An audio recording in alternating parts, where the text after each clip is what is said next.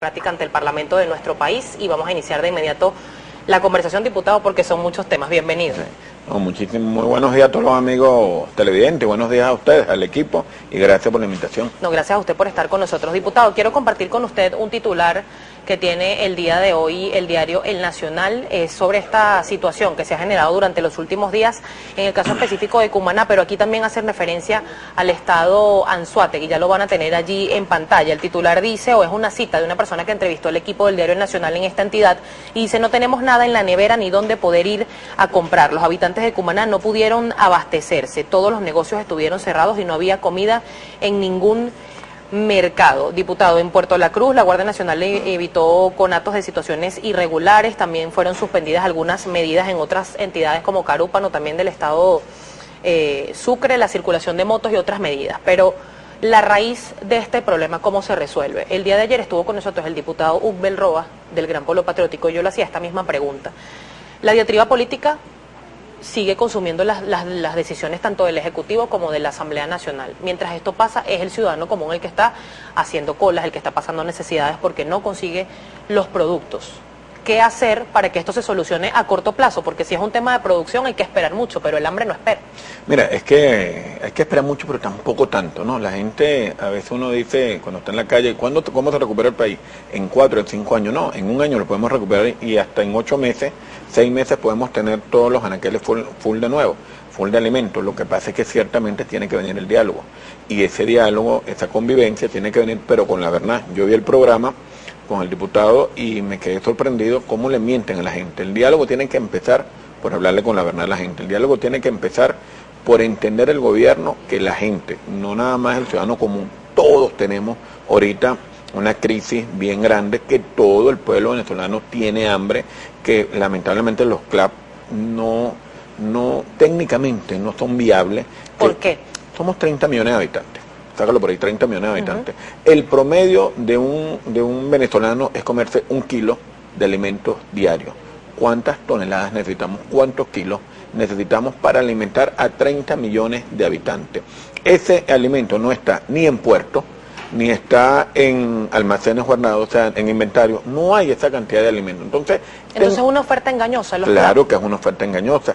Y además ellos han fracasado con la distribución de alimentos. Entonces, lamentablemente, esa no es la salida. Cuando hablan del decreto, por ejemplo, de sección, y yo los veo, bueno, pero es que si la Asamblea hubiese querido ayudar, apoya el decreto. No vale, mira, que yo traje el decreto y ellos nos llevan el decreto ya elaborado.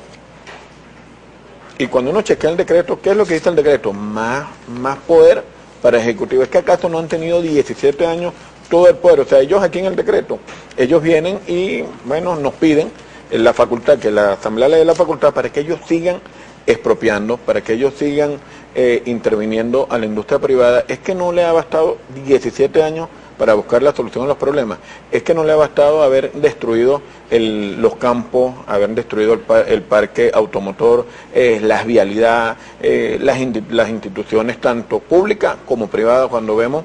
Entonces, esto es lo que debemos llamar a la reflexión. Diputado, usted habla de decir la verdad, pero ¿se asume o hay voluntad de asumir por parte del gobierno nacional la cuota de responsabilidad que tendría por esta crisis? Esto se lo pregunto porque, por ejemplo, ha habido declaraciones de la canciller de nuestro país asegurando que en Venezuela hay alimentos para abastecer 3 países. Vemos a Bernardo Álvarez, que es el representante de nuestro país ante la Organización de Estados Americanos, decir que no se puede decretar crisis humanitaria porque no hay tal crisis. Entonces, ¿cómo lograr ese punto medio de que se admita la responsabilidad y que se pueda arrancar en un diálogo cierto y real, además? Tú lo estás diciendo tú, no hay porque ellos no quieren. Por eso te digo. Entonces, ¿cómo se puede creer que puede haber un diálogo?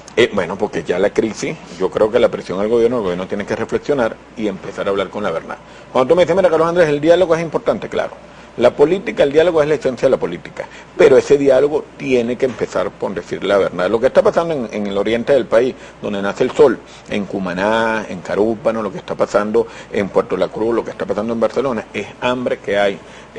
Directivos del PSUV, señor presidente Maduro, es hambre, no hay comida. Y cuando se consigue la comida no hay un bolsillo, no hay un salario en Venezuela, ni de la empresa privada, ni de la empresa pública, que aguante esta inflación. Esa es la verdad y eso es lo que está pasando. Hay desespero. Que si estamos de acuerdo con los actos vandálicos, no estamos de acuerdo con los actos vandálicos, no estamos de acuerdo con el saqueo tampoco, pero tienen que entender que la gente está pasando trabajo. Cuando tú vas a los sectores populares, cuando tú hablas con los vecinos y ellos te indican lo que pasan a las 5 de la mañana, llegan 4 de la mañana a los establecimientos a hacer las colas. En el caso de Barcelona no llegan a las 5 de la mañana, llegan el día anterior a las 10 de la noche, 8 de la noche. Y esto lo ve todo el pueblo de Antioquia. Y el gobernador, mire, un mensaje para usted, gobernador.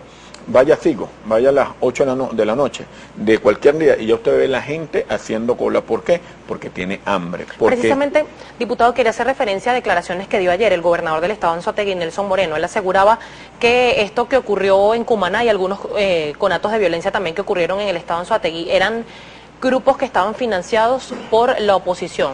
Hizo referencia con precisión al Partido Primero Justicia y al Partido Voluntad Popular. Incluso como representante de Voluntad Popular denunció formalmente al diputado Armando Armas. ¿Es realmente una protesta espontánea? ¿Es una protesta que está financiada por la oposición para derrocar el gobierno del presidente Maduro? Mira, primero mi solidaridad con Armando como compañero del Parlamento, pero además también con todos los dirigentes que acusaron, tanto de Voluntad como de Primero Justicia, como también de Acción Democrática. Sí. Compañero Miguel Quiroz, a toda mi solidaridad, y le digo un mensaje al gobernador, de verdad, póngase la mano en el corazón, gobernador, y usted sabe que no están metidos, que esto es espontáneo. Ustedes saben que la oposición, estamos en la vía democrática. Estamos ¿en qué está la oposición? En el referéndum revocatorio. Si nosotros buscáramos otra vía, bueno, mira, nos estuviésemos apelando al referéndum. Es más, a todo el PSUV, sobre todo las nuevas generaciones, el referéndum revocatorio es una necesidad ahorita, más para ellos, para el PSUV que para nosotros. Ustedes me dicen ¿por qué? Porque es una válvula de escape, porque es que ya la gente no aguanta más. Mire, ciudadano gobernador, no sigas con esas mentiras, no siga acusando a compañeros de diputados, a dirigentes políticos. Busquen las culpas en ustedes mismos, busquen qué pasó. De verdad, ¿por qué la zona industrial de Barcelona está destruida? ¿Por qué si antes teníamos, por ejemplo, 13.500.000 cabezas de ganado cuando llegó el presidente Chávez? ¿Por qué hoy en día tenemos 9 millones nada más de cabezas de ganado? O sea, ¿qué está pasando con el rebaño? ¿Qué está pasando realmente con la producción de maíz, de arroz, de grano? ¿Por qué si antes, en el 98, cuando llegaron ustedes con esta revolución, con estos cambios que querían, por ejemplo, las divisas que teníamos, siempre hemos sido la mayoría del petróleo, ciertamente, pero era un 70% de la renta petrolera, los ingresos en divisas al país. Hoy en día son de un 94-95% lo que se percibe por la renta petrolera, o sea, no se exporta más nada. Antes se exportaba un 30% de las divisas del país. ¿Qué exportábamos? Exportábamos caraotas, las caraotas y otros granos más. Hoy en día nada, cuando vamos a las empresas básicas de Guayana totalmente destruidas. Esa es una realidad y ustedes, el diálogo, tienen que empezar por reconocer cómo está la crisis en el país y cómo vamos a hacer para solventarla. Si no, el venezolano no sabe cómo está la crisis del país, si el Banco Central de Venezuela no empieza a ser transparente, no empieza a hablar de cifras, si usted, amigo, que nos está viendo ahí, no entiende la crisis que tiene el país. O sea, por ejemplo, mira, ¿cómo está la crisis? Bueno, vamos a ver cuánto tenemos en ahorro. Vamos a ver cuáles son las reservas internacionales que tenemos nosotros. Tenemos que empezar por ahí. Ciertamente, Venezuela es el único país en el mundo donde la mayor cantidad de reservas la tiene en oro. Entonces, bueno, ven acá y eso que hicimos, ese oro que dimos en garantía, esa venta de oro que hicimos, ¿dónde está? ¿Por qué no le decimos a la gente cuánto vendimos en oro? Es bueno recordar que el 80% de nuestras reservas es en oro. Diputado, precisamente fue rechazado también por la Asamblea Nacional lo que sería la explotación de este arco minero. Según el gobierno nacional es necesario en este momento precisamente para paliar esta crisis que en materia de divisas se está generando. Pero eso vamos a hablar al regreso de esta pausa comercial. ¿Tiene cuenta en Twitter, diputado? Sí. ¿Cuál es? @Michelangeli. @Michelangeli de Carlos Andrés.